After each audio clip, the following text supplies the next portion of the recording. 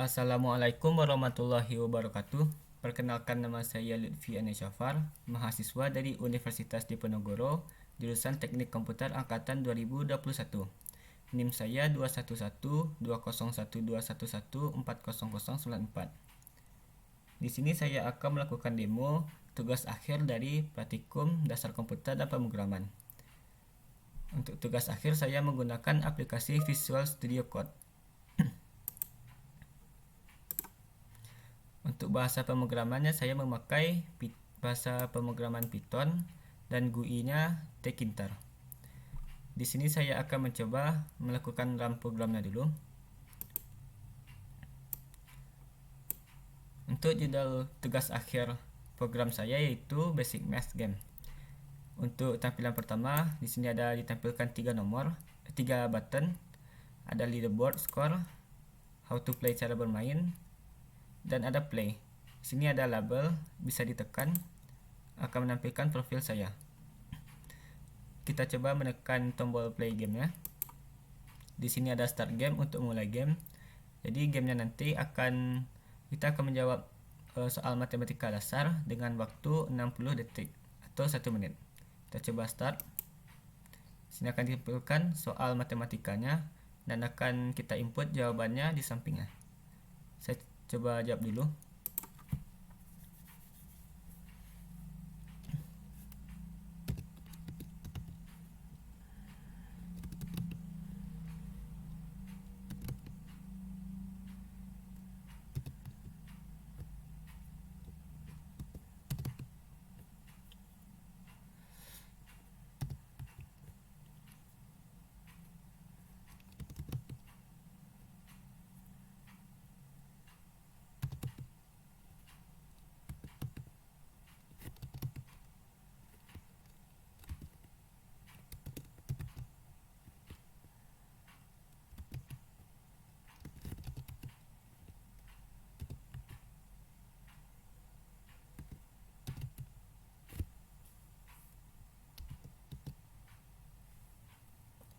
Baiklah, di sini waktunya sudah habis. Jika waktu sudah habis, akan ditampilkan penanda waktunya sudah habis, yaitu time is up, dan hasil akhir dari skor kita. Di sini final skornya yaitu 10.000. Total pertanyaan dijawab yaitu 10, yang betul 8, yang salah 2, dan rata-rata dalam menjawabnya yaitu 5,64 detik. Saat bermain, kita setelah menginput jawaban, akan ditampilkan riwayat dari jawaban player. Di sini jawaban player yaitu yang bagian player answer di sini, dan jawabannya betul di sini. Jika jawaban player dan jawaban yang betul itu sama, maka background labelnya warna hijau, dan jika salah akan berwarna merah. Di sini saya akan menginput nama saya dulu.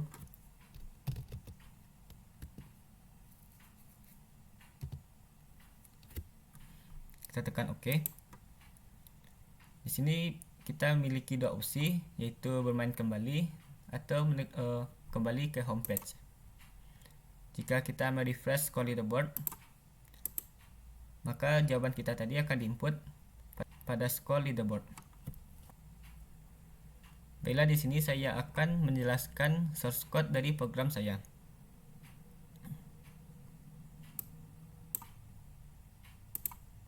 Pada baris 1 sampai 8, kita melakukan import modul yang diperlukan dalam program ini. Lalu ada 3 kelas, yaitu Tkinterup, homepage, dan kelas playpage. Pada akhir baris program ini, kita menetapkan up sebagai variabel untuk memanggil kelas Tkinterup. Up juga dideklarasikan sebagai window utama dalam program ini.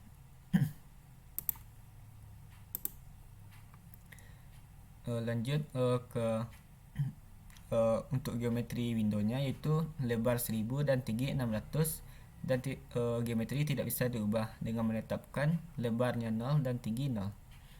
Kita lanjut ke kelas Tkinterup. Pada kelas Tkinterup, di sini kita akan mendeklarasikan 2 kelas lainnya sebagai window, yaitu home page dan play page. Dengan frame, atribut frame menggunakan variable container.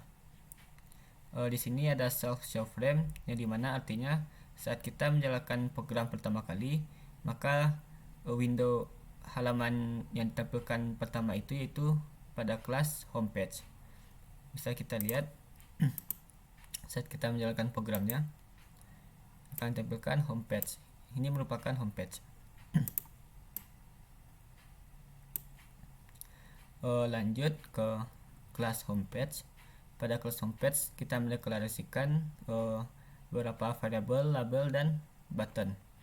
Untuk backgroundnya itu black, bisa dilihat untuk backgroundnya hitam, dan ada aksesoris 4 label aksesoris.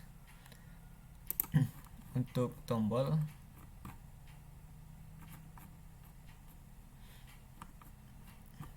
di sini bisa dilihat ada 3 tombol, yaitu button 1, 2, dan button 3. Dimana button 1 adalah play, button 2 leaderboard, score, dan button 3 adalah how to play. Sini ada label juga, yaitu profil, diklasikan di sini LB. Lanjut, jika menekan tombol button 1, maka komen yang akan jalankan itu yaitu kita pindah ke halaman kedua, yaitu play page. Ini merupakan halaman play page, halaman kedua. Jika kita menekan button 2 akan ditampilkan score leaderboard, dan button 3 akan ditampilkan cara bermainnya. Untuk fungsinya score leaderboard, berikut fungsi dari score leaderboardnya. Pada score leaderboard ini kita akan melakukan mengurutkan skor dari player dengan menggunakan for loop. Lanjut, untuk fungsi button how to play berikut, yaitu klik B3 akan ditampilkan cara bermain dengan teks sebagai berikut. Lanjut, pada label profil bisa ditekan dengan memakai kode label bind button 1. Jadi saat kita mengklik label ini akan ditampilkan profil. Untuk fungsinya itu klik button 1 berikut. Lalu di sini ada saat kita menekan label yang berwarna merah, label tersebut akan di destroy atau dihapus. Jadi saat kita menekan bagian yang warna merah, label akan hilang. Lanjut kita ke halaman kedua, yaitu pada kelas play page. Di sini background tetap sama, yaitu hitam. Lalu ditampilkan beberapa button dan label. Ini ada button start game, yang ini. Lalu ada beberapa label yang ada pada play page. Ada tombol back juga, yang berikut tombol back. Lalu juga ditampilkan yang di samping ini, yaitu list player answer, jawaban player saat bermain menggunakan tabel. Untuk menampilkannya di sini kita menggunakan fungsi top table, dan kita akan memanggil dua fungsi berikut. Satu untuk posisi X nya yaitu 300, dan posisi X keduanya yaitu 300 ditambah 350, yaitu 650. Ini posisi tabel 1 dan ini tabel 2. Lalu saat kita menekan tombol start game,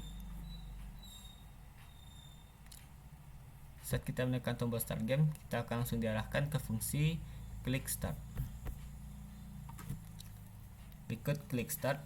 Sini pada klik start kita akan memanggil fungsi lainnya, yaitu time limit dan in play. Di sini time limit merupakan untuk menjalankan batas waktunya, itu saat kita menekan start game, waktu akan berjalan hitung mundur. Ini maka program ini merupakan dari fungsi time limit.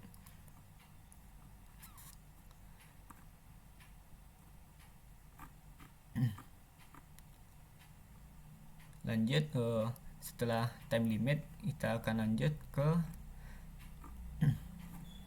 fungsi inplay dengan parameter sum_score dan sum_question.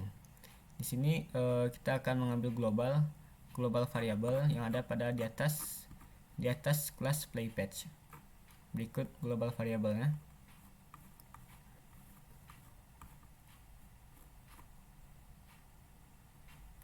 Lanjut saat pada fungsi inplay-nya di sini kita manggil sum_score dan sum_question yang telah diambil dari global variable tadi. Lalu saat kita menekan tombol start, maka tombol start sendiri dan tombol back akan statusnya akan menjadi disable, artinya tidak bisa ditekan. Jadi saat kita menekan start game, maka back dan start game tombol back dan start game akan disable. Lalu akan ditampilkan timernya jalan dan label untuk soal dan untuk menjawab soal. Berikut untuk label soalnya. Ini ada solve this. Lalu label soalnya, untuk soal kita mengambil dari file TAC1. Di sini ada kelas C question. Lalu ada solve nomor 1, kita akan memanggil angka random dari antara 10 dan 99 untuk angka pertama, dan random 1 sampai 5 untuk operasinya, yaitu ada tambah, kurang, kali, bagi, dan modulus. Lalu ada number kedua, untuk operasi tambah antara 10 akan dipanggil angka kedua, yaitu antara 10 sampai 99. Begitu juga dengan kurang. Untuk kali, bagi, dan modulus akan memanggil angka kedua antara 1 sampai 10. Lalu ada self questionnya, yaitu jawaban dari soalnya. Untuk menampilkan jawaban dan soal, ini ada fungsi print question untuk soal dan print result untuk jawaban. Print result merupakan jawaban yang betul pada untuk pertanyaannya. Lanjut saat kita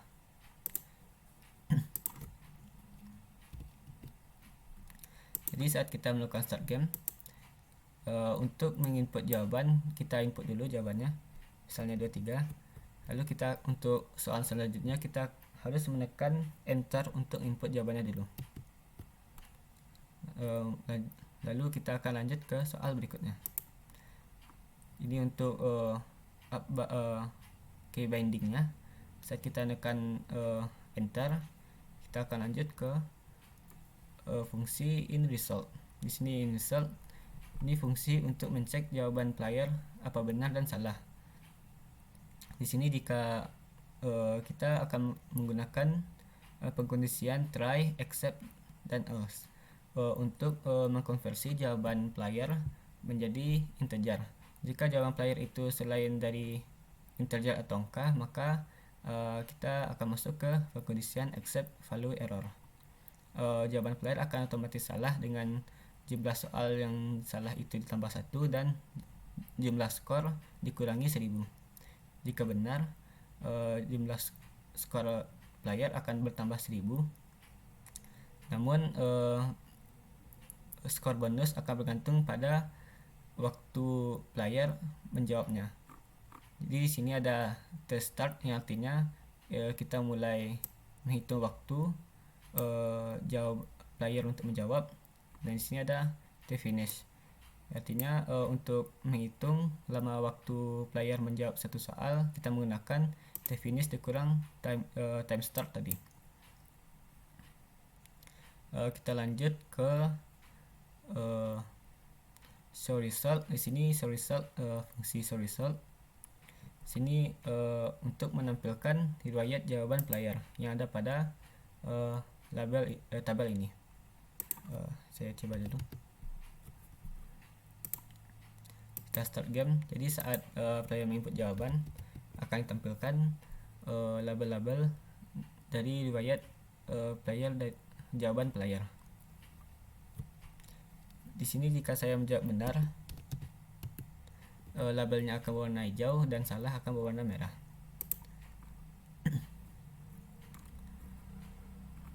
kita lanjut setelah show result, kita akan lanjut ke fungsi inplay. Kita kembali ke fungsi inplay ini untuk soal selanjutnya. Jadi kita bisa menjawab soal sebanyak-banyaknya selama waktu belum habis. Ini saat waktu habis, time limit habis. Di sini saya menggunakan fungsi saat waktunya kurang dari 10 detik, maka labelnya warna merah dan tulisan waktunya akan menjadi warna merah juga. Di saat timernya menjadi 0, akan ditampilkan label pada berikut. Jadi kita sini menggunakan time slip. Jadi gunanya tadi saat kita memanggil time limit, kita menggunakan modul thread, yang artinya agar window yang kita jalankan itu tidak freeze atau tidak beku.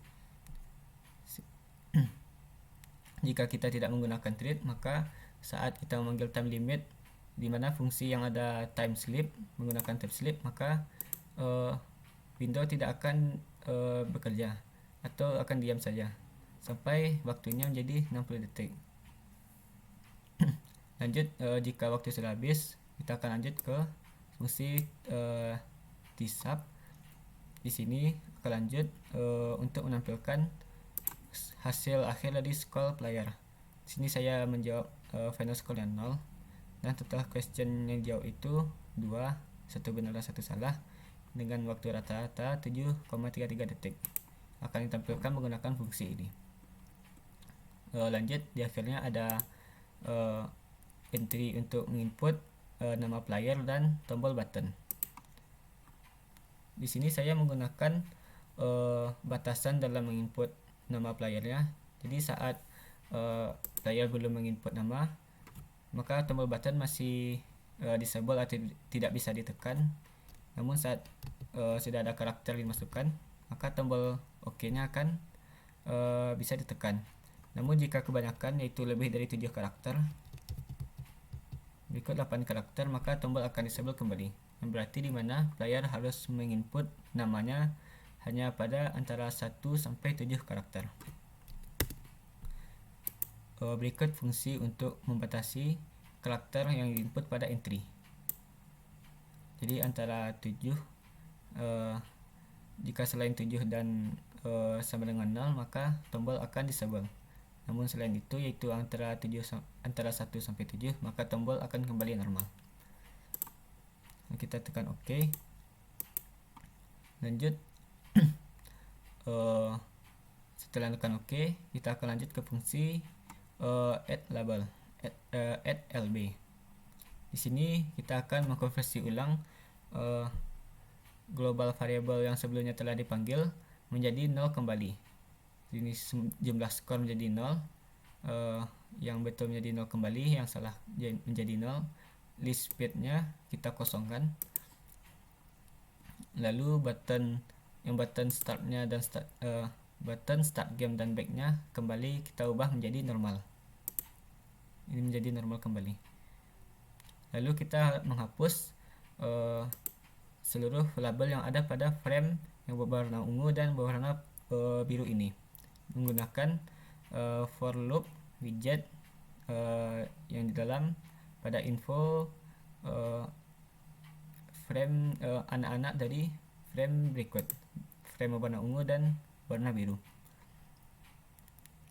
Lanjut, jika kita menekan tombol back, lalu kita menekan fresh, kita hapus dulu, lalu kita tekan kembali, akan ditampilkan skor-skor yang telah player mainkan. Baiklah, itu saja untuk penjelasan source code dari program tugas akhir saya. Di sini saya akan mencoba kembali untuk memainkan gamenya. Kita akan ulang.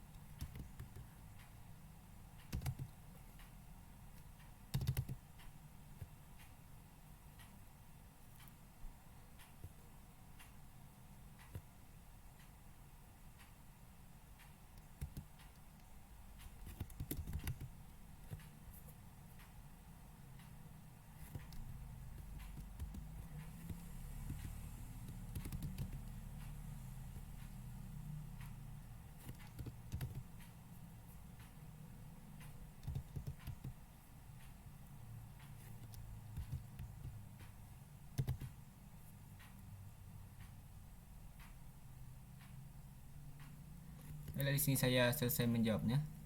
Saya akan input nama baru.